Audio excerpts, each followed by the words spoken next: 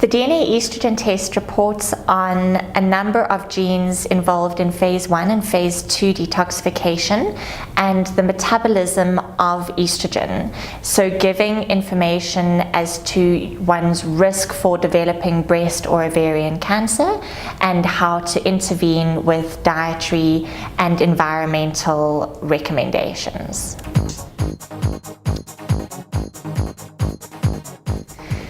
It is important to know the information in the DNA estrogen test because one can decrease one's risk for developing an estrogen dominant cancer such as breast and ovarian cancer, as well as a number of other cancers including non-Hodgkin's lymphoma, your prostate cancer, as well as colon cancer, all have an estrogen base. And depending on whether you metabolize estrogen in a healthy manner or whether you're metabolizing and breaking down estrogen into more unhealthy products, it may lead to increased risk for DNA damage and an increased risk for these cancers. So by understanding your genetic variation, you may decrease your risk with specific environmental and dietary recommendations, and ensuring that possibly going for more tests and being more vigilant with screening tests earlier on will decrease your risk for developing such cancers.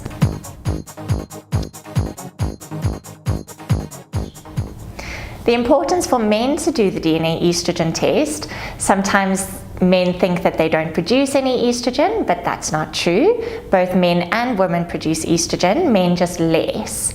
And what the research has shown is that there are certain cancers that do have an estrogen base, and these include prostate and colon cancer. And so when looking at the DNA estrogen test, we're actually testing for detoxification and metabolism of these estrogens as well as other carcinogenic products. And so for men to understand their risks will also enable them to decrease their risks with specific interventions given by their healthcare provider. Within the DNA estrogen test, when we speak about detoxification, it actually is a number of phases involved in detoxification, where the first phase is governed by a number of enzymes called our cytochrome P450 enzymes.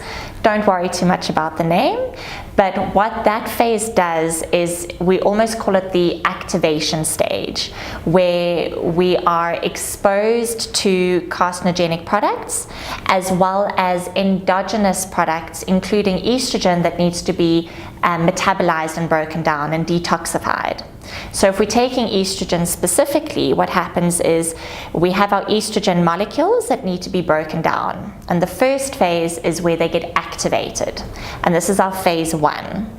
Once they've been activated, they actually become more harmful and more reactive and can cause more damage to our DNA molecules and our cell membranes. So that's what we call the intermediary stage. And we want any products in that intermediary stage to be removed as quickly as possible from the body. And so then phase 2 detoxification comes in, where it sees those products from phase 1 detoxification, those reactive estrogen products, and they neutralize and excrete them from the body.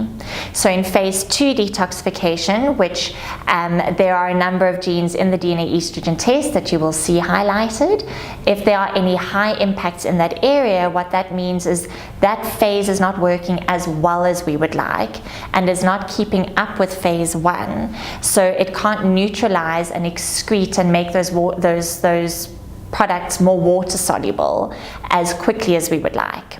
And so then there's almost a bottleneck that occurs and more damage that occurs.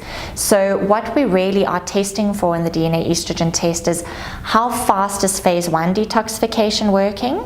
Are there certain pathways that are working faster than others and more harmful pathways that are taking over? And based on that, how many reactive products are forming that then can cause DNA damage? And then we look at the second section where there are areas that are involved in neutralization and then excretion of those products.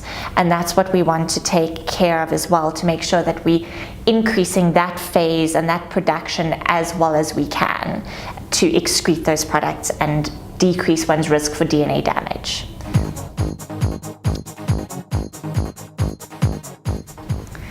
The corrective and preventative action from the report that we can get from the report and what your practitioner will give you is based on obviously the information that we have from the report, plus the information that you will give your practitioner on your history, your medical history, family history, lifestyle and diet.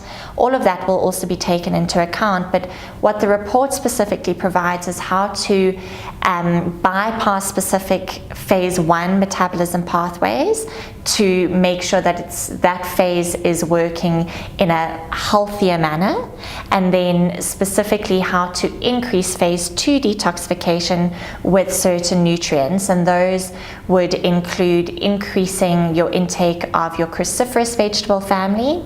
Those are your vegetables coming from broccoli, cauliflower, cabbage and kale. So if you think anything stinky, that's what is really good in terms of your vegetables. And then also looking at specific compounds that come from those vegetables that can be provided in what we would call a nutraceutical product, and that would be very specific for individuals who have issues in that phase 2 detoxification. Other things that would be provided and other recommendations that would be given would be to consider decreasing environmental toxin exposure.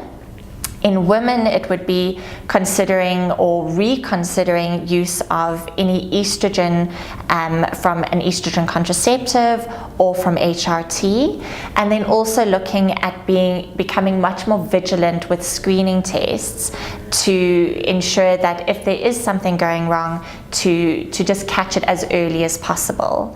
And then lastly, there are other blood tests that can be done, and this would be provided by your healthcare practitioner, further recommendations, certain hormone levels that one can test to actually see what's happening at your gene level, combined with what's happening in your environment, what estrogens you've been exposed to, what other toxins you've been exposed to, and then what is actually happening at a real-time level with both your genes and your environment giving you information from a blood test. And all of that, we can then take that whole picture and give you a holistic recommendation to decrease risk.